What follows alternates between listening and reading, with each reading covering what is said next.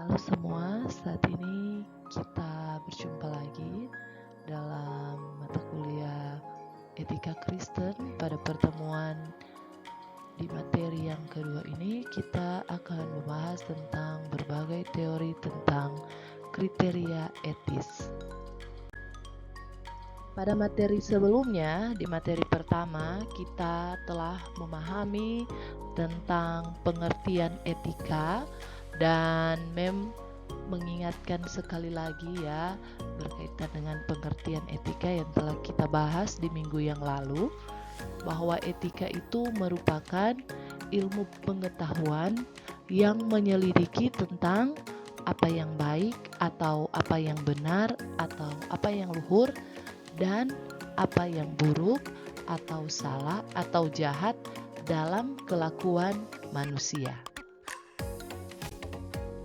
Pada materi kita ini, kita akan membahas tentang bagaimana para tokoh-tokoh di bidang etika ya yang sudah tidak asing lagi juga mungkin bagi kalian, ada beberapa filsuf yang menentukan bagaimana cara menentukan baik, buruk, benar, salah menurut pemikiran para tokoh tersebut ya, sehingga ada beberapa kriteria etis menentukan baik benar, baik buruk, benar salah menurut para pemikir tersebut. Menurut Socrates, tujuan tertinggi hidup manusia adalah membuat jiwanya atau intisari kepribadian manusia ini menjadi sebaik mungkin. Lebih difokuskan kepada jiwa atau intisari daripada aspek lahiriah. Jadi kriteria etis menurut Socrates adalah jiwa atau intisari kehidupan manusia yang menjadi sebaik mungkin dibandingkan dengan aspek lahiriah. Contohnya adalah lebih mementingkan kualitas kerja yang lebih baik ya daripada misalnya kalau di dalam kehidupan lingkungan kita sebagai mahasiswa, kita lebih mementingkan bagaimana kualitas hasil dari apa yang kita pelajari selama ini dibandingkan dengan misalnya kuantitas, kehadiran. Jadi walaupun misalnya hadir terus ya di 16 kali pertemuan hadir, tapi kalau tidak berkualitas, tidak memahami materi yang kita pelajari itu tidak, kalau menurut Socrates bukan merupakan tujuan hidup tertinggi manusia. Jadi dia lebih mementingkan kualitas dibanding kuantitas. Seperti itu. Dan selanjutnya menurut Aristoteles, tujuan tertinggi hidup manusia itu adalah kebahagiaan. Di mana syarat untuk mencapai kebahagiaan yang seperti itu adalah well-being atau menjadi baik dalam hal kesadaran. Tapi untuk menjadi baik ini harus ada niat dalam diri manusia itu sendiri. Nah, kebahagiaan menurut Aristoteles ini dia lebih bersifat aktif dan kebahagiaan ini berproses dan berkembang menuju kesempurnaan. Jadi tujuan tertinggi hidup manusia itu adalah kebahagiaan dalam hal kebahagiaan untuk menjadi lebih baik ya. Menjadi lebih baik, bukan kebahagiaan untuk menjadi lebih buruk seperti itu. Tetapi untuk menjadi lebih baik ini menurut Aristoteles perlu ada niat atau perlu ada kesadaran dalam diri manusia itu sendiri. Kemudian kriteria etis menurut Thomas Aquinas yaitu bagaimana manusia ya yang menurut kodratnya adalah monodualis. Jadi menurut Thomas Aquinas, manusia itu kodratnya adalah monodualis. Artinya manusia itu sebagai makhluk individu sekaligus juga sebagai makhluk sosial. Jadi kalau menurut Thomas Aquinas, manusia itu tidak hanya sebagai makhluk individu saja, tapi juga sebagai makhluk sosial. Tujuan perbuatan manusia menurut Thomas Aquinas adalah kesempurnaan susila dari manusia yang berakal. Artinya hidup sesuai dengan akalnya. Apabila manusia itu hidup sesuai dengan akalnya, seseorang itu disebut sebagai manusia yang berbahagia. Jadi selain etika yang berhubungan dengan etika individualis, Thomas Aquinas juga ya menaruh perhatian terhadap etika sosial ya. Dan menurut Thomas Aquinas, etika sosial ini merupakan hidup baik ya, dalam masyarakat, berbangsa, dan bernegara, khususnya dalam kebijaksanaan.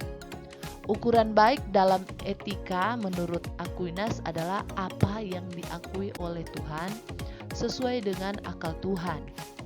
Kebaikan Tuhan terikat pada pengetahuan dan kebijakan Allah sendiri. Jadi dalam etika sosial, hubungan kita ya dalam bermasyarakat, berbangsa, dan bernegara, standar untuk hidup baik dalam berhubungan dengan orang-orang di sekitar kita adalah ukuran apa yang baik itu adalah apa yang diakui oleh Tuhan sesuai dengan akal Tuhan. Jadi meskipun kita bersosialisasi, berhubungan dengan orang banyak, kita pun harus menjaga hubungan itu untuk tetap ada dalam kehidupan atau hubungan yang baik yang sesuai dengan apa yang diakui oleh Tuhan, bukan apa yang diakui oleh ukuran atau standar dari manusia tersebut. Kemudian kriteria etis menurut John Stuart Mill, di mana John Stuart Mill ini memandang etika sebagai suatu ilmu kesusilaan. Dan tujuan etika menurut John Stuart Mill adalah hubungan timbal balik antara individu atau perorangan dengan masyarakat atas dasar utilitarisme. Nah, apa sih utilitarisme ini? Menurut John Stuart Mill, utilitarisme ini merupakan paham yang menganggap bahwa apa yang baik itu memuaskan atau membangkitkan nafsu sehingga timbul perasaan bahagia. Jadi,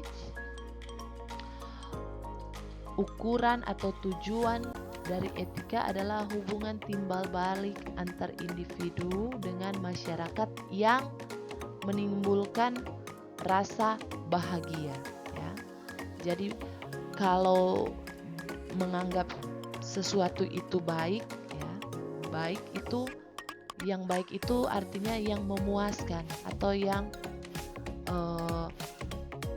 menimbulkan perasaan bahagia tidak hanya dalam diri sendiri saja tapi juga dengan masyarakat.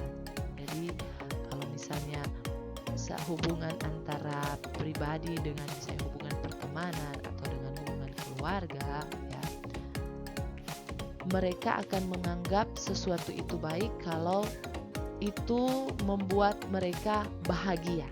Jadi tidak hanya diri sendiri tapi orang lain atau masyarakat juga bahagia. Jadi kalau semua bahagia, ya, itu yang menurut mereka itu adalah baik. Seperti itu. Jadi dalam hal ini utilitarisme merupakan tindakan memberi yang terbaik dalam kuantitas atau jumlah besar pada masyarakat. Nah, etika ini menurut Mill juga penting artinya dalam sosiologi dan ekonomi sosial. Jadi bagaimana juga kita memberi yang terbaik dari segi kuantitas atau jumlah bagi masyarakat, sehingga masyarakat merasa bahagia dan diri sendiri pun merasa bahagia karena telah memberikan sesuatu yang bermanfaat yang membuat masyarakat bahagia, seperti itu. Dan kriteria etis yang terakhir adalah menurut Henry Bergson, di mana menurut Henry Bergson manusia adalah makhluk sosial yang hidup bersama dan bergaul. Pergaulan hidup itu yang mewajibkan orang secara individu harus menyesuaikan diri di bawah tertib sosial. Sehingga kita lebih mengenal ya kalau misalnya ada adat, aturan-aturan di dalam suatu daerah, yaitu contoh konkret yang mau disampaikan oleh Henry Bergson menurut kriteria etisnya ya. Jadi manusia merupakan makhluk sosial yang hidup bersama dan bergaul, dan manusia itu wajib ya menyesuaikan diri di bawah aturan-aturan yang ada di masyarakat yang orang lebih kenal dengan adat. Itu kriteria etis menurut Henry Bergson. Setelah kalian memahami tentang kriteria etis dari para ahli yang memfokuskan diri untuk memahami atau meneliti tentang etika ini, maka di akhir pertemuan kita ini kalian diberi tugas mandiri yang kedua ya, di mana ada 2 pertanyaan yang merupakan tugas kalian yang harus kalian selesaikan. Yang pertama, klasifikasikan masing-masing kriteria etis yang telah dibahas dalam bentuk etika filsafat yang pernah kita bahas di materi pertama. Jadi kan waktu itu kita pernah membahas bentuk-bentuk etika filsafat menurut Verkuil, ada etika otonom, etika heteronom, dan etika teonom. Nah, dari ketiga bentuk etika ini kalian klasifikasikan kriteria etis. Dari 5 kriteria etis ini, mana yang masuk etika otonom, mana yang masuk etika heteronom, dan mana yang masuk etika teonom. Jadi misalnya, kriteria etis dari Socrates masuk di mana? Contoh, dia masuk di etika teonom. Tulis di kolom di bawah etika teonom, kriteria Socrates. Seperti itu ya. Jadi contoh. Kemudian yang kedua, setelah kalian memahami setiap kriteria etis tersebut, pada masing-masing kriteria berikan satu contoh yang terjadi dalam kehidupan di sekitar kita. Jadi atau pengalaman kalian, satu contoh. Misalnya kriteria etis dari Socrates contohnya apa? Kriteria Aristoteles contohnya apa? Jadi ada 5 kriteria dengan 5 contoh ya. Jadi masing-masing kriteria ada satu contoh yang terjadi dalam kehidupan kita. Dan ini kalian ketik atau bisa juga kalian tulis kemudian scan. Kemudian kalian kumpulkan di kolom Google Classroom yang akan Mem sediakan di masing-masing kelas. Dan tugas ini akan dikumpulkan H-1 sebelum pertemuan berikutnya. Jadi H-1 sebelum pertemuan berikut, dan lebih jelasnya bisa batas pengumpulan tugas itu bisa kalian lihat di kolom tugas dari Google Classroom.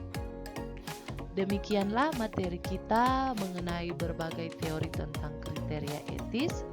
Setelah kalian mempelajari materi ini, silakan kalian mengisi link presensi yang akan MEM sediakan dengan menjawab beberapa pertanyaan yang ada di dalam link tersebut sebagai syarat tugas struktural atau tugas terstruktur. Selamat melaksanakan tugas dan sampai jumpa pada materi ketiga di pertemuan berikut. Terima kasih, shalom.